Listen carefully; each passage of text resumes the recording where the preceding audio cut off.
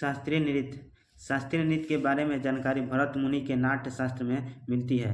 नाट्य शास्त्र को पंचवेद भी माना जाता है।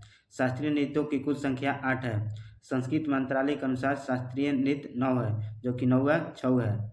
संगीत नाटक अकादमी के अनुसार शास्त्रीय नृत्यों की संख्या 8 है। इसकी स्थापना संगीत नाटक अकादमी की स्थापना 28 जनवरी 1953 को दिल्ली में हुआ। नेक्स्ट, छऊ को अर्ध शास्त्रीय नृत्य कहा जाता है। इसे यूनेस्को के अमूर्त सूची में 2010 में शामिल किया गया। इसके 3 प्रकार है और इसको यूनेस्को के अमूर्त सूची में और शास्त्रीय नृत्य को कब शामिल किया? 2010 में। ये 3 प्रकार का होता है। मयूरभंज छऊ उड़ीसा का, सरायकेला छऊ झारखंड का, पुरुलिया छऊ पश्चिम बंगाल का। नेक्स्ट, शास्त्रीय नृत्य और राज्य।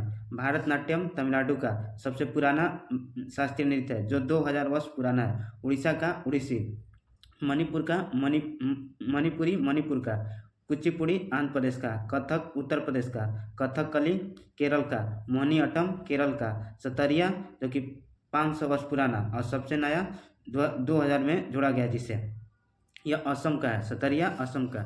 नेक्स्ट, छऊ जो कि पश्चिम बंगाल झारखंड और उड़ीसा का है, जो एक अशास्त्रीय नृत्य है छऊ। भारतनाट्यम इसका पुराना नाम सादिर है। भारतनाट्यम का पुराना नाम सादिर, अन्य नाम दासी अट्टम अग्नि नृत्य।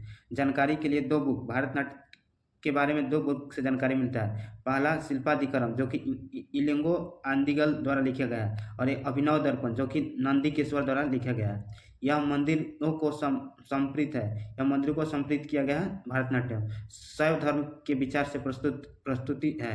यह किस धर्म से प्रस्तुति है? तो शैव धर्म से भारतनाट्यम के विचार प्रस्तुति है। नृत्य का आरंभ आला रिपु से होता है। भारतनाट्यम नृत्य की आरंभ आला रिपु से होता है। नेक्स्ट, भारतनाट्यम के 6 भाग शामिल होते हैं, जो कि शुरू वाला आला रिपु जो उसका जाति स्वरम नृत्य भाग होता है, उसका वर्णम एक कहानी जो कि होता है, और पदम जो धार्मिक प्रार्थना भजन कृति, और तिलाना से अंत होता है। भारतनाट्यम का आरंभ किससे होता है? तो आला रिपु से, और खत्म किस पर होता है? तो तिलाना पर। नेक्स्ट, नाट्य शास्त्र का स्वरूप पाने वाले भारत के पहले शास्त्रीय नृत्य भारतनाट्यम है। कटका मुख हस्त मुद्रा, इसमें 3 अंगुलियां को जोड़कर ओम का प्रतीक निर्मित किया जाता है। कटका मुख हस्त मुद्रा जिसमें 3 अंगुली को जोड़कर ओम का प्रतीक निर्मित किया जाता है। नृत्य का अंत तिलाना पर होता है। भारतनाट्यम नृत्य की अंत तिलाना पर होता है। और नटुवार जो कि भारतनाट्यम के शिक्षक को कहा जाता है, नटुवार भारतनाट्यम के कविता पाठ करता है।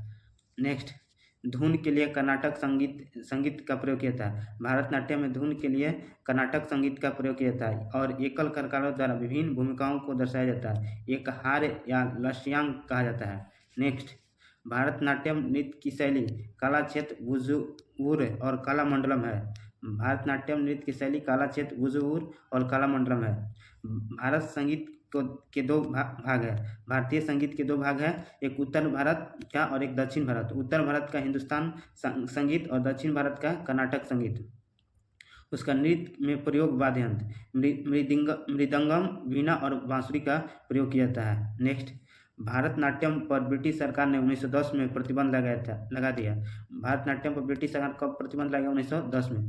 भारतनाट्यम के चित्र में चिदम्बरम मंदिर तमिलनाडु के गोपुरम में स्थित है।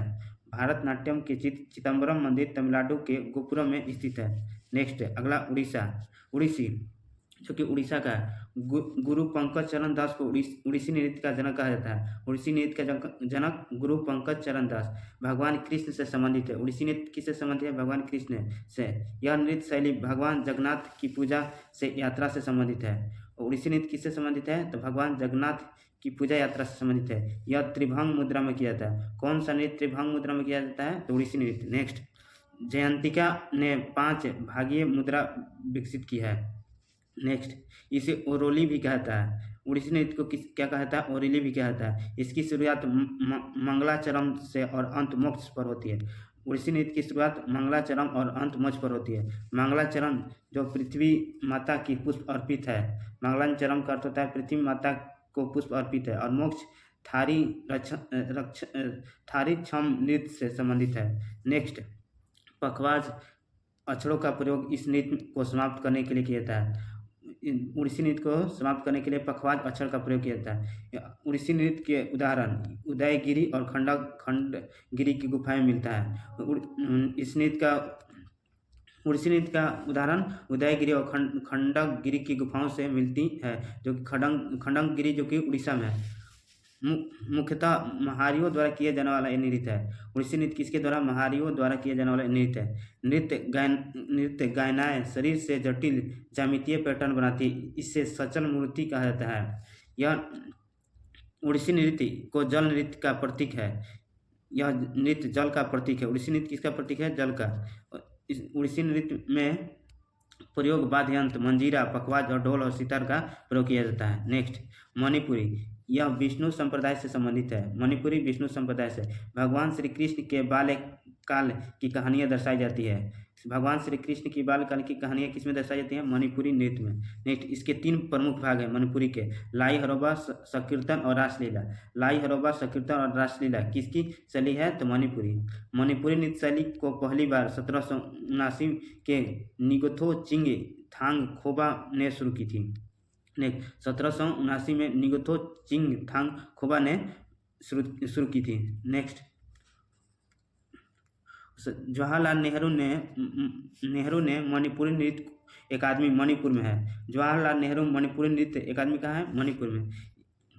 इसमें 3 वाद्य यंत्र का प्रयोग किया था। इसमें जो मणिपुरी नृत्य में इसमें पेना वाद्य यंत्र का प्रयोग किया जाता है। पेना वाद्य यंत्र किसमें प्रयोग होता है? तो मणिपुरी में।